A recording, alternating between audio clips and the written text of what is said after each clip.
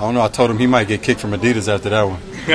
that one looked like he headed over to Jumpman with me. So we're going to see. I'm going to talk to some people about that one. But they might. I ain't going to say they're going to replace the logo, but because I know Mike might not like me saying that. But that was a hard catch. And I really just seen it about 3 minutes ago, too. So, yeah, I heard a lot about it, though. But that's G, man. I've seen, like, even in walkthroughs, we throwing the ball back. Somebody catch the ball, they run in the end zone.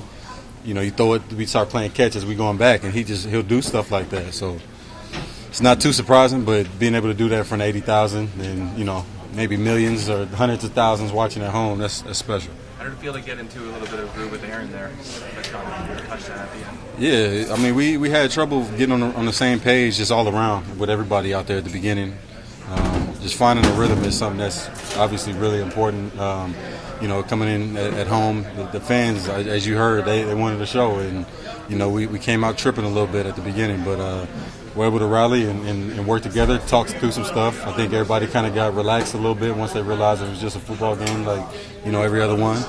We just got to get to a point where we're flowing out there with one another and not pressing so hard to make plays. And I kind of felt a sense of like it was almost too much urgency. It was like do or die every single time we go out there, which you want to obviously maximize your opportunities, but you don't want to be out there feeling like you're pressing and, people trying to make Herculean efforts to score. But it just started flowing a little bit better. Ball started coming, to the playmakers and guys made plays. This has only been one game, but do you feel like almost the weight's been lifted a little bit? Honestly, yeah, a little bit. I mean, it was obviously last week we came in after that Steelers game and went out to New England and didn't execute properly, but I think we did a lot of good stuff and definitely had the energy, flip that around. So this was a big test because you can go out there and, after talking about it, obviously I spoke to the team and talked about some of the energy and, what it takes to win.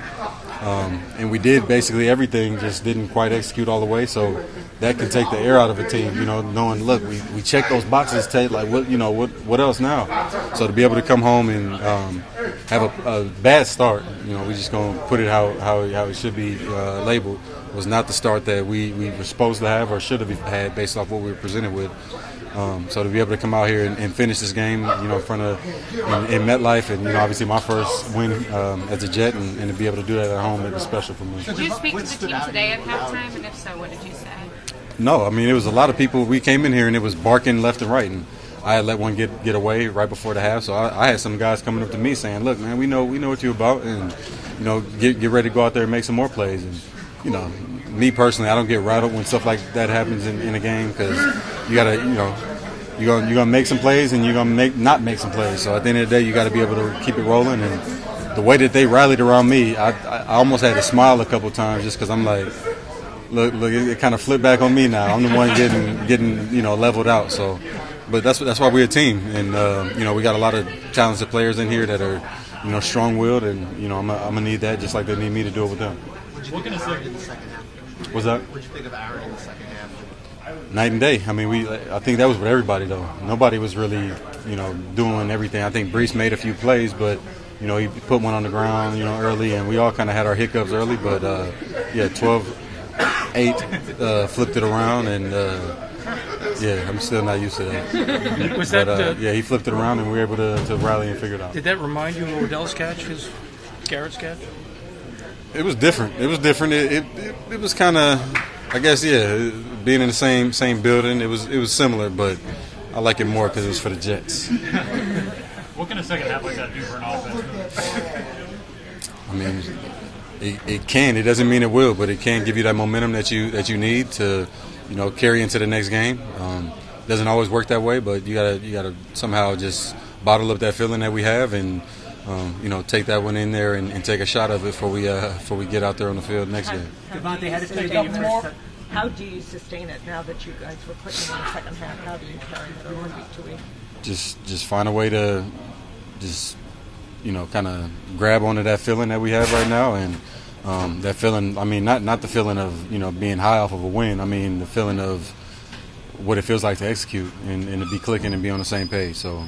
Everybody get on the same page. That's what it would look like. In terms of the to get that first touchdown here and the reception from the crowd to kind of put the game away. It was great. When I came out there, I figured that the fans might do that, and I obviously didn't want to take the shine away from the game and having guys be focused. But went out there and with the second play that we had and able to do it. And it's not the first time me and Aaron have done something similar to that. So usually it's the next week when it happens if you have like a issue having to lead a game early. But they put me back out there, so I had to make my time worth it. In terms of overcoming adversity, how much of that is kind of on you guys making those game-changing plays like that?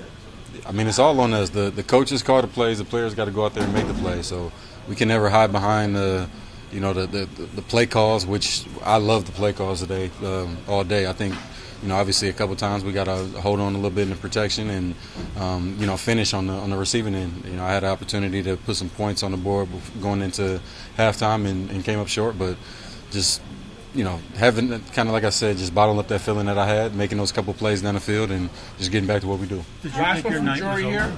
Did you think your night was over, like when you were back here and everything like that? You never know, because it's not always just up to you. I've had a time where I was killing the protocol, and then just based off of whatever they saw or whatever they communicated about, I got pulled from the game. So just got to check those boxes and hope you can get back out there on the field. Obviously if you feel good up.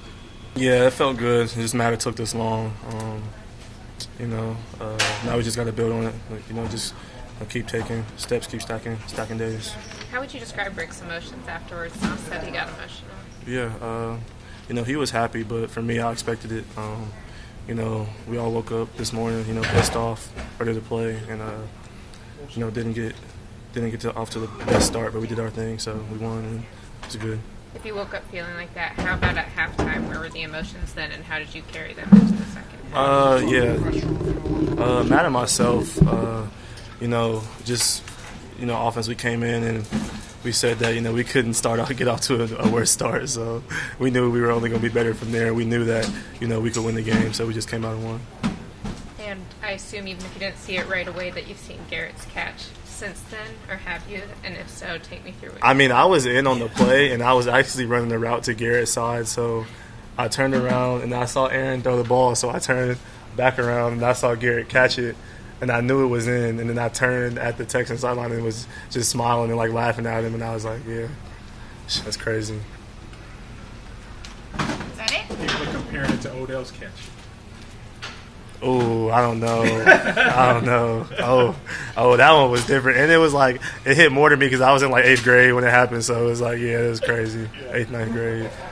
When you see what Davante was able to do with this offense today, how did he help you guys? Yeah, just seeing how he came in and then how he comes to work every day and how he works every day. He's very detailed and, just him and Aaron already have great chemistry from previous years of them playing. So I knew he would come in.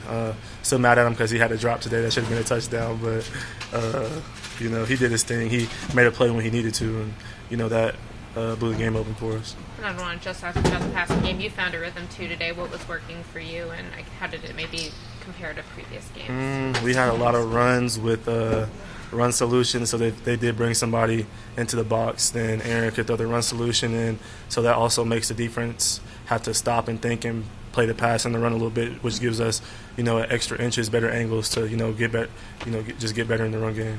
Is that different from the play calling you had at the beginning of the season? I wouldn't say that exactly. I felt like we were running the same stuff. Now it's just kind of just about fine tuning the stuff and being confident in what we're doing.